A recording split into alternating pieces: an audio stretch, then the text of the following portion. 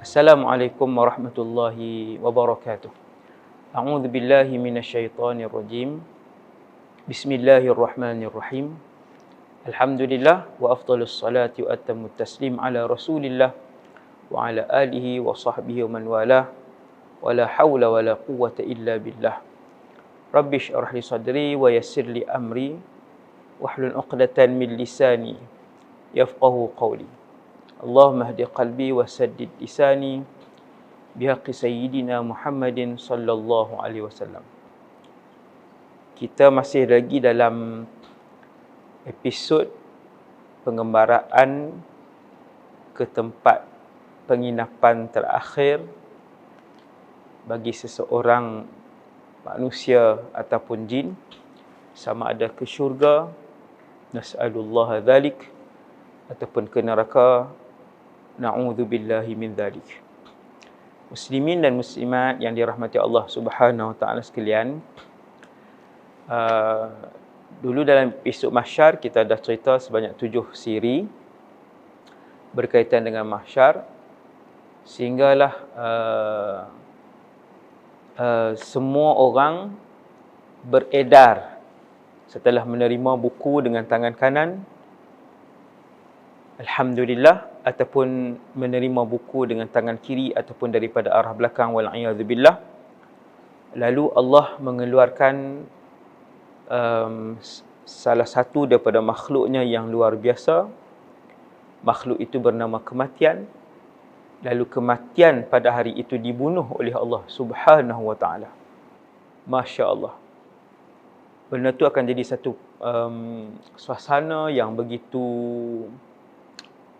pelik dalam pengalaman yang akan dilalui oleh semua anak Adam dan keturunan jin serta seluruh syaitan pada hari itu. Kemudian tuan-tuan yang dirahmati Allah sekalian, ahli syurga pun dah masuk syurga, ahli neraka pun telah pun masuk ke dalam neraka. Ketika hampir ke semua ahli syurga masuk dalam syurga, ke semua ahli neraka telah pun masuk ke dalam neraka secara keseluruhannya. Berlaku satu keadaan yang sangat pelik, iaitu ketika ahli syurga hampir kesemuanya, 99.999% telah pun masuk dalam syurga. Dah dapat kunci, dah ziarah dengan saudara mara, dah tahu siapa jiran, dah pergi meronda sana sini dalam syurga. Subhanallah.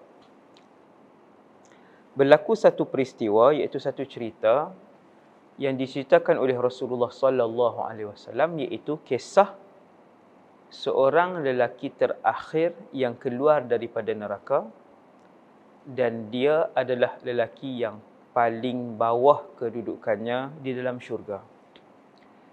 Kisah ini sangatlah menarik dan alhamdulillah ia diceritakan di dalam beberapa hadis Bukhari dan Muslim.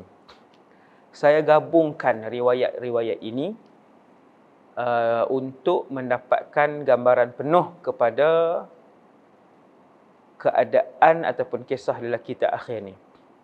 Ceritanya, tuan-tuan yang dirahmati Allah sekalian, Nabi sebut permulaan hadis ni, kata Rasulullah kepada para sahabat, aku tahu satu orang yang terakhir masuk ke dalam syurga dan dia adalah yang terakhir keluar daripada neraka, dan dia adalah seorang lelaki. Sehingga Nabi sebut, aku kenal lelaki itu. Bukan Nabi kenal dia di dunia, tetapi seakan-akan daripada hadis ni, seolah-olah Nabi ditunjukkan oleh Allah Jalla Jalaluh akan peristiwa itu, sehingga Nabi seolah-olah melihat lelaki itu. Ada satu keadaan, iaitu Allah Subhanahu wa taala arahkan para malaikat. Ini ada kaitan dengan kisah ni. Allah arah para malaikat, cuba tuan-tuan tengok. untuk keluarkan semua yang ada di dalam neraka yang berbaki di dalam hati dan diri mereka walaupun sebesar zarrah iman. Kalau ada di dalam diri mereka iman sebesar zarrah. Zarrah ini tidak boleh dilihat dengan mata kasar kerana ia terlalu kecil. Nak bagi taunya, kalau sikit pun iman itu, zarrah pun, Allah arah para malaikat, pergi keluarkan semua. Malaikat pun keluarkan. Keluarkan. Sampai satu tempat, para malaikat ini, kata Rasulullah, dia kenal ahli neraka yang ada iman walaupun sebesar sebutir pasir. Saya nak sebut bagi lebih feel, kita lebih faham. Saya sebut sebutir pasir, satu pasir yang kecil itu, supaya kita lebih faham. Bila sebut zarrah ni, orang tak pernah tengok zarrah yang atom yang kecil ni. Dia orang tak pernah nak faham. Jadi para malaikat, kata Rasulullah, bila masuk dalam neraka, Allah Ta'ala suruh keluarkan ahli neraka, macam mana malaikat kenal? Jawapannya ialah, kata Rasulullah, apabila malaikat melihat atharas sujud ataupun atharas sujud. Allahumma ja'alna minal musallin al-maqbulin al-mukhlisin. Tuan-tuan sekalian, para malaikat boleh melihat orang yang diulang kali bakar di dalam syurga, kemudian dihidupkan kembali, diulang bakar, dihidupkan kembali. Setelah rentung, dihidupkan kembali, rentung, dihidupkan kembali. Mereka ini, Allah Azza wa Jal mengharamkan api neraka untuk memakan kesan sujud yang ada di dahi mereka. Bismillah, Masya Allah. Allah haramkan perkara tersebut. Jadi bila malaikat masuk ke dalam neraka, malaikat melihat kesan sujud itu di dahi mereka. Daripada situlah malaikat tahu dia ini pernah solat. Walaupun sekali seumur hidup dia. Dia pernah solat. Jadi, kembali kepada kisah lelaki ni. Lelaki ini pun dikenali oleh malaikat daripada situ. Kemudian dia dikeluarkan oleh para malaikat. Ketika keluar, ada kalanya dia merangkak, ada kalanya dia berjalan, ada kalanya dia tersungkur. Tuan-tuan bayang, neraka ni gaung. Bila nak keluar ke arah luar tu dalam keadaan yang begitu susah. Dan kata Rasulullah, tasfa'uhu an-naru marrah. Waktu dia kadang-kadang berjalan, kadang merangkak, kadang tersembam itu, kadang-kadang api neraka itu menyambar-nyambar dia. Bukan membakar dia. Terasa-rasa dia lagi dalam keadaan, dalam perjalanan hari terakhir di dalam neraka. Ini kisah hari terakhir lelaki ini dalam neraka. Berapa lama dia duduk neraka, wal'iyadzubillah, nanti boleh tanya. Waktu kita duduk dalam syurga nanti, kita boleh tanya dia, berapa lama kamu duduk dalam neraka? Sebab seperti yang kita semua tahu, kita ni masuk dalam syurga tak sama. Ada orang macam ni lah, kita nak buat soalan yang lebih mudah faham. Soalan yang lebih mudah faham, ada orang masuk syurga 1993, ada orang masuk syurga tahun 2001, ada orang masuk syurga tahun 2015, ada orang masuk syurga tahun 2032. Macam tu lah tuan-tuan. Maksudnya setiap orang masuk ke dalam syurga dan tak sama dia punya tahun dia. Laki ni dia yang terakhir. Subhanallah, Masya Allah. Dia yang terakhir. Kemudian dia pun tadi ni dalam perjalanan keluar tadi, dalam perjalanan dia keluar tadi daripada neraka tadi, api pun kadang-kadang dia terasa kepanasan api tadi, dia pun akhirnya berjaya keluar daripada neraka dan dibawa oleh para malaikat untuk lintas titian sirat. Setelah berjaya, dia pun duduk di depan taman syurga. Tak masuk syurga lagi. Bila duduk di depan pintu syurga, dari kejauhan lelaki ni nampak sebatang pohon yang begitu rindang dan juga sebatang sungai. Dia kata, wahai Allah, boleh tak nak tumpang teduh bawah pokok tu dan nak minum daripada air yang mengalir yang begitu segar di bawah pohon itu. Tuan-tuan, depan pintu syurga pun orang dah teringin untuk terus tinggal. Apatah lagi di dalam syurga. Allah SWT kata, wahai anak Adam, la'alli in a'taitukaha sa'altani ghairaha. Satgi kalau aku bagi permintaan ni, hak dia hang minta hal lain pula. Maka laki tadi, dia pun berjanji dengan Allah. Dia kata, ya Allah, aku berjanji, aku tak minta dah. Aku nak minta kepada kamu, wahai Allah, untuk duduk di bawah pohon rendang tu dan minum daripada sungai dia yang segar. Yang tu je aku nak minta, wahai Allah. Allah pun izin. Laki tu pun pergi kat pokok tu, dia pun seronok tengok pokok depan syurga. Bukan pokok dalam syurga lagi tuan, depan pintu syurga. Dia minum dan dia pun seronok. Bila sampai ke pohon tu, dia nampak satu pokok lagi lebih rendang. Kalau tuan-tuan pernah tengok pokok rendang, tuan-tuan dengan di bawah dia ada sungai.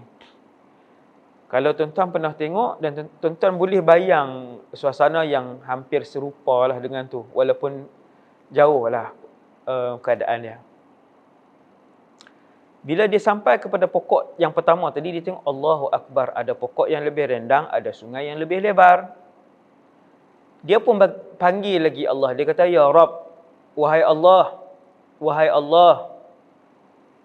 Boleh tak pokok nombor 2 tu nampak lagi rendang, sungai dia lagi besar. Boleh tak nak pergi kat situ? Allah Ta'ala pun sebut kepada dia, alam ahadtani alla tas'alani ghairaha. Bukankah tadi wahai anak Adam, kamu dah janji untuk tak tanya aku, tak minta kepada aku yang lain-lain? Alla tas'alani itu untuk tidak meminta kepada aku yang lain-lain. Begitulah sifat manusia berulang kali melakukan maksiat dan dosa kepada Allah kemudian bertaubat. 1000 kali dia melakukan dosa dan bertaubat, 1000 kali itulah Allah tidak jemu-jemu menerima taubat dia. Perangai anak Adam dan manusia ni sampai depan syurga. Bila lelaki tak akhir ni, dia minta, wahai Allah, lepas ni aku tak minta dah. Allah Ta'ala kata janji. Janji tak? Nabi guna perkataan janji. Sampai dah depan pintu syurga pun dah janji dengan Allah, masih lagi mungkir. Tetapi begitulah Allah. Dialah Allah Arhamur Rahimin. Yang paling menyayangi, yang paling mengasihi, yang paling merahmati. Bila anak Adam tadi minta kali yang kedua, Allah Ta'ala kata, lepas ni jangan minta dah. Dia kata, ya, lepas ni tak minta dah. Dia pun pergi kepada pohon yang kedua, dia nampak pohon yang ketiga. Benda yang sama juga berlaku, dia kata, wahai Allah, pohon tu nampak lagi cantik, nombor 3 tu. Maka Allah Ta'ala pun kata, wahai anak Adam, tadi dah janji untuk tak minta. Dia kata, wahai Allah, boleh tak aku nak pohon yang ketiga ni, yang lebih lebar, yang lebih sungai dia yang lebih luas. Allah Ta'ala pun kata, ya. Begitulah kasih Allah yang tidak bertepi kepada makhluk yang paling Allah sayang, iaitulah manusia. Lalu anak Adam ni pun bergeraklah menuju ke pohon yang ketiga. Dia nampak pintu syurga dalam keadaan yang terbuka dan dia mendengar aswata ahlil jannah, suara penduduk syurga. Kali ini dia dengar, Allahu Akbar, dengar penduduk syurga. Hak bercakap, yang bermain, yang beredar, yang berjalan, yang bergerak, yang berprogram, yang bersukan, yang dengar suara aswat ahlil jannah. Nabi kata dia dengar. Bila dia dah duduk depan, dekat dengan pintu syurga, dia dengar suara ahli-ahli syurga. Nabi kata, fasakata masya'allahu an yaskut. Dia pun diam selama tempoh yang dikehendaki oleh Allah untuk diam. Dia diam, tuan-tuan. Ini dalam riwayat lain yang juga sahih. Dia tengok, dia diam, dia tengok. Allahu Rabbi. Saya tak boleh nak bayang macam mana keadaan tu. Begitu, orang kata, begitu kasih Allah dan begitu hebat syurga ni. Bila dia dengar suara ahli syurga, dia diam lama. Apa tuan-tuan? Dia kata, ya Rabb, adkhilniha. Wahai Allah, boleh tak masukkan aku ke dalam syurga? Tuan-tuan, sememangnya lelaki ini ahli syurga yang terakhir. Memang Allah nak masuk pun dia dalam syurga. Allah sengaja tinggalkan peristiwa lelaki ini untuk tunjukkan kepada kita beberapa benda. Antaranya betapa manusia ni ma'agdaraka ya ibna Adam. Betapa cepatnya kamu memungkiri janji wahai anak Adam, kata Allah. Ya ibna Adam ma'agdarak. Cepatnya kamu memungkir janji. Dulu dah janji untuk sekian tapi tak buat. Dan Allah nak tunjuk betapa rahmat dan kasihnya Allah kepada anak-anak Adam. Bila dia minta, ya Rab adkhilniha, wahai Allah, boleh tak masukkan aku ke dalamnya? Tuan-tuan sekalian, dia masuk, fawajadaha mal'a. Masuk dalam syurga, dia nampak penuh. Yukhayyalu ilaihi annaha mal'a. Begitu teks dia dalam satu riwayat lain. Allah Ta'ala tunjuk seolah-olah syurga penuh. Tengok ni tuan-tuan. Saja Allah bergurau dengan lelaki ni, Allah bergurau dengan lelaki ini, Allah Ta'ala tunjuk kat dia seolah-olah syurga penuh. Dia kata, wahai Allah, syurga penuh. Allah Ta'ala kata, tak penuh, masuk. Tuan-tuan, siapa yang tunggu lelaki ini? Rabbul Alamin. Jalla Jalaluh. Allah sendiri yang tunggu lelaki ini untuk menyambut. Dan dia adalah lelaki terakhir dalam syurga. Bila Allah persila dia masuk, Allah sengaja bagi nampak seolah-olah penuh. Yukhayyal ilaihi annaha mal'a. Dia masuk, dia kata, ya Allah penuh. Allah Ta'ala kata, tak penuh. Masuk, tengok. Dia pun masuk, dia kata, ya Allah penuh. Allah SWT kata, tak penuh. Kemudian Allah Ta'ala tanya lelaki tadi. Allah Ta'ala kata, kamu ingat tak dulu waktu kamu hidup di dunia? A'zama malikin fid dunya. Maharaja yang paling kaya sekali di atas muka bumi Allah, di kalangan manusia. Ingat tak? Lelaki itu kata, ingat wahai Allah. Allah SWT pun kata kat lelaki tadi, aku berikan kepada kamu seperti kekayaan lelaki itu. Dan sekali ganda kekayaan itu. Dalam satu riwayat lain, tuan-tuan yang dirahmati Allah, Allah Ta'ala kata kat lelaki itu, aku bagi kepada kamu seperti kekayaan a'zama malikin fil ard, lelaki ataupun maharaja yang paling kaya di atas muka bumi Allah, dan 10 kali ganda. Laki-laki ini bila dia dengar, dia tahu waktu tu bahawa dia adalah yang terakhir. Allah SWT nak bagi kat dia 10 kali ganda kekayaan bumi. Dia pun kata kepada Allah, atastahzi'u minni wa anta rabbul alamin. Apakah kamu mempersendakan aku sedangkan kamu Tuhan sekalian alam? Wahai Allah, kata lelaki ini, pasti pemain-mainkan aku sedangkan kamu Tuhan sekalian alam. Lalu Allah pun jawab, inni la astahzi'u mink. Aku tidak mempersendakan kamu wahai anak Adam. Walakinni ala ma asya'u qadir. Akan tetapi aku mampu untuk buat apa sahaja yang aku nak. Tuan yang dirahmati Allah Subhanahu Wa Taala, lelaki ini dia sebut ketika itu, dia kata, Maha suci Allah yang telah memberikan kepada aku satu pemberian yang tidak pernah diberikan kepada mana-mana orang dahulu sampailah hari ini. Padahal tuan-tuan, dia adalah lelaki yang terakhir di dalam syurga kedudukannya di sisi Allah. Dia berasa dialah yang paling disayangi oleh Allah. Dia berasa dialah yang paling nikmat sekali dalam syurga.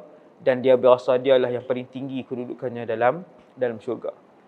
Maka tuan-tuan, hari ini kita dapat jawapan kenapa salafus salih, para sahabat Rasulullah, para sahabat tabi'in dan tabi'in tidak pernah mengejar dunia ini. Mereka tak hairan kalau terlepas salah satu daripada nikmat dunia seperti pangkat, kemasyhuran dan harta. Sebab mereka tahu bahawasanya sebenar-benar nikmat itu, tuan-tuan, ialah apabila seseorang itu mendapat redha Allah, apabila mendapat syurga Allah. Semoga kita semua dikurniakan jannatul firdaus tanpa hisab dan azab. Aqulu qali hadza astaghfirullahal azim li wa lakum. Assalamualaikum warahmatullahi wabarakatuh.